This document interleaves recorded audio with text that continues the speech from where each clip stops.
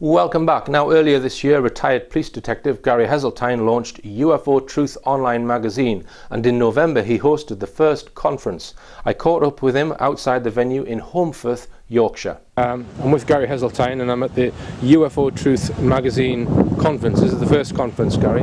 Yeah, this is the very first conference. The magazine launched in June, and this is just 5 months later we're at our first conference. Right, so just tell us who the speakers are that we've got speaking today, Gary. 4 speakers, starting off with Larry Warren, obviously from Rendlesham Forest, Dave Odrian from the Birmingham UFO Group, Timothy Good, the legend of British ufology, and finally myself as the 4th speaker. Right, so with regards to the magazine, Gary, how many issues have you published so far? We've just released the 3rd issue at the end of October. Right, and how do you feel it's gone so far? Has it been tough? Has it gone as you expected, or? No, I think the word would be is steadily building. Right. This is not a flood, but it's getting the word out there. But the considerable thing that's caused me a lot of pleasure is the fact that every bit of feedback from researchers around the world, from people who are reading the magazine, is that it's uniformly excellent. Right. There's not been anything critical at all. Okay. Now, one thing that I've noticed is almost simultaneously there was another online UFO magazine started by Philip Mantle, I believe. Yes, yeah, I think it launched 2 or 3 days ago. I knew it was in the works 6 months ago. It was announced 6 months ago. I've had a look at it. Right. Is that some sort of direct response to what you're doing, do you think? Well, have they got lots of skeptics in their magazine? Well, I would say so. Yeah. And this is the big difference with the UFO Truth magazine. Yeah. Because it says it on the front cover of the first issue. Yeah. This is a magazine for people who believe that some UFO sightings represent ET engaging with planet Earth. Right. And so I wear my heart on my sleeve. I believe in ET because the evidence there that I've looked at over 35 years through the eyes of being a detective is compelling, highly compelling. Now, what about? I think you told me last time that you had talks with people who might be interested in giving you a series on mainstream TV. Well, what I can say is that when I went to Washington for the citizens' hearings in April, I was approached by a Canadian Emmy Award-winning documentary filmmaker. Yeah. I won't give his name at this stage because it's not finalised or anything. But basically, he said you should be on TV, and I said, well, actually, I'm trying to devise and write and present a TV series. And he says, well, let me see what I can do. Yeah. Well, in the slow world of media, we're now at the stage where the 3 episodes that I've written, the draft for 3 episodes on 3 cases, including Rendlesham, has gone even through to the Cannes Film Directory documentary to try to get the finance. And it would seem to be at the moment that all the people from H2, Discovery, National Geographic all say it's a great idea. Right, so this is a documentary then? Yeah, this would be a documentary series where I would write and present the best cases. Okay, so obviously Rendlesham will be one, and what other cases are we talking about? The other 2 that I've written for is the Japan Airlines from 1986. Oh, yes. In Alaska. In Alaska. Okay. And the other one is the Operation Plate or Operation Saucer from the Amazon in the Colares region, where the Brazilian military went in there. Right. Fantastic case, Ajay Javad. Is this where they discovered this creature? Varginha case or whatever it's called? No, the Varginha case is a separate case, but that was in Brazil. No, what Operation Saucer was in an area of the Amazon called Colares, and basically the villagers were being attacked by beams shone down from the sky, and people were hurt and getting identical kind of laser marks on their bodies. And one person died, and this was verified by doctors, nurses in the area. And so much so that eventually the Brazilian military went down thinking that this would probably be a load of rubbish. But over the course of 4 months they recorded, I think, 16 hours of cine film footage of UFOs, some at close proximity. It's never been released, but Ajay Javad's working towards it. There was over 400 photographs of multiple military encounters. So this is one of the best cases in the world, and it's one of the pilot programs. Okay, and any other cases apart from those 3 then? Would 3 be enough to make the series? No. That was the taster. The idea is that if those 3 episodes went well, you'll come back and do something like a 13 or 16 part series. Right. Okay, well, you can have a copy of my Berwyn UFO cover-up exposed DVD. I've seen it. I've seen it.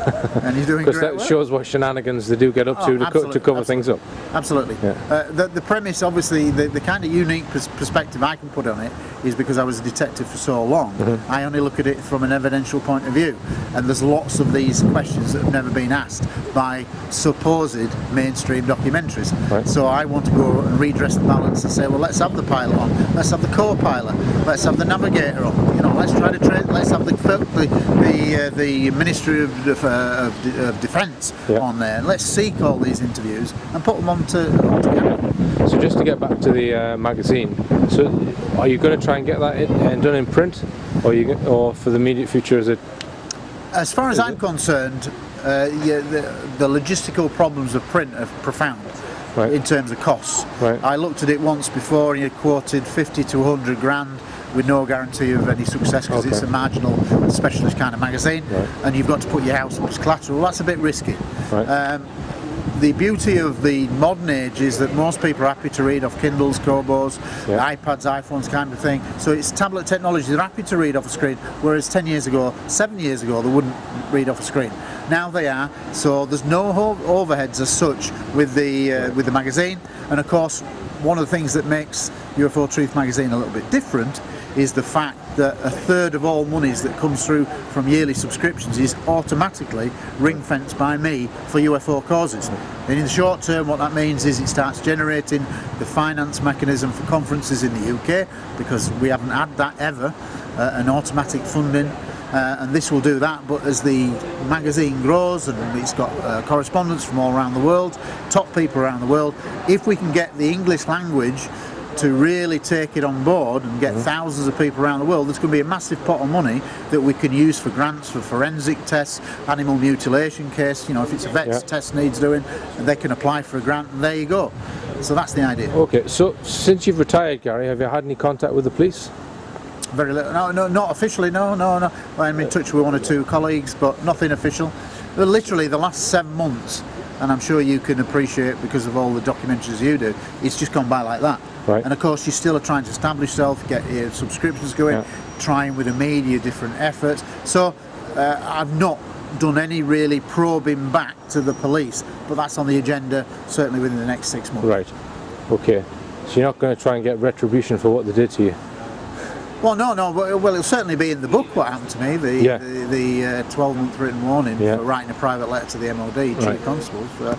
It's a disgrace in my opinion. I couldn't say that when I was in the force, I can say it now. And how I could ever be brought into disrepute the force for a private letter to a Chief Constable, I'll never know. Right. But there you go, you can't beat the system. And as for yourself, are you still focusing predominantly on police cases with your own research? Is that still the focus, or are you broadened it now? No, I've broadened it now in the sense of that there's a natural progression. Yeah. The inevitably setting the magazine up and the time and lectures and things like that, the actual police cases have gone on the back seat. Right. To a certain, they're still coming in. Right. It's not a flood, but they're still coming in. Right. But primarily, my time is taken up in establishing the UFO Truth Magazine as a credible magazine that's showing you the best evidence, the best researchers from around the world of everything that's kind of there that points to the extraterrestrial phenomenon.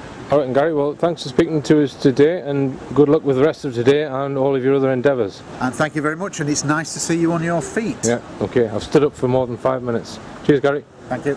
Now, staying on the subject of UFOs, I get many cases reported to me here at Richplanet, and received a very detailed report earlier this year from Dave Munro of Lossiemouth, Scotland. The events took place on the 5th of September 2008. This is not far from a case I reported on earlier this year from a very nice couple in Kincardine O'Neill, Aberdeenshire. In his letter, Dave states, "I was woken up at 5:10 on the morning of the 5th of September 2008 by the sound of a Sea King helicopter hovering very low over my house in Lossiemouth. I spent 31 years in the Fleet Air Arm of the Royal Navy, including 5 years service with 3 Commando Brigade Royal Marines, where I flew in Sea Kings in an Arctic warfare unit. So I knew the sound of a Sea King when I heard it. I quickly dressed and went outside, where I viewed the helicopter hovering with no navigation or anti-collision lights on. The aircraft moved slowly east as I ran upstairs to tell my wife that I was going out to investigate. I walked up to the area marked B on the map, where I met with Stephen, a 16-year-old son of a school friend, and we could see much activity down below us at the wooden bridge over the river to the east beach. From this vantage point we could see many blue flashing emergency vehicle lights flashing at the Kingston area some 7 miles east, and many torchlights moving along the dunes. Additionally, we saw some kind of fire emitting sparks or embers in the dunes. Stephen and I walked down to the area, which was swarming with people, mainly police in dark overall type clothing and baseball type caps. Although marked as forested on the map, the area is in fact mainly clear of trees and consists of undulating sand dunes with grass and gorse bushes. As Stephen and I arrived at the wooden bridge area, we saw several police and others running with torches across the bridge, approximately 2 feet wide, and at least 2 plain white buses. I asked a policewoman what was going on, to be curtly told that it was none of my business. I firmly told her that I was a law-abiding ex-serviceman and that she worked for me, and that I had every right to ask about police operations. She glared at me and smartly walked away. I then saw a local coast guard poring over a map with a torch, so I asked him what was happening. He told me that a local alcoholic was missing, and that the police and others were out searching for him, as his car had been abandoned nearby and a suicide note found inside it. I asked him where all these policemen were from, to be told they had been bussed in from Aberdeen some 70 miles away. I knew the missing guy, but refused to believe that a large number of police from Aberdeen were involved in a search for him. Additionally, it would take around 2 hours to get here. All throughout this time, the Sea King was flying about 100 yards off the beach at around 100 feet, pointing at the beach, moving slowly to its left with no lights on. The nearby RAF Lossiemouth has a search and rescue flight of 3 such aircraft, and the likelihood was this was one of theirs, but I cannot confirm this. Just then, Stephen and I saw the 2 UFOs you can see in the film, and then saw another coming from the south. There is actually another one morphing in and out, but difficult to see. You can hear the sound of the Sea King on the audio and me telling Stephen they are UFOs. Definitely not, Stephen. It's gone now, is it not? No, it's still there.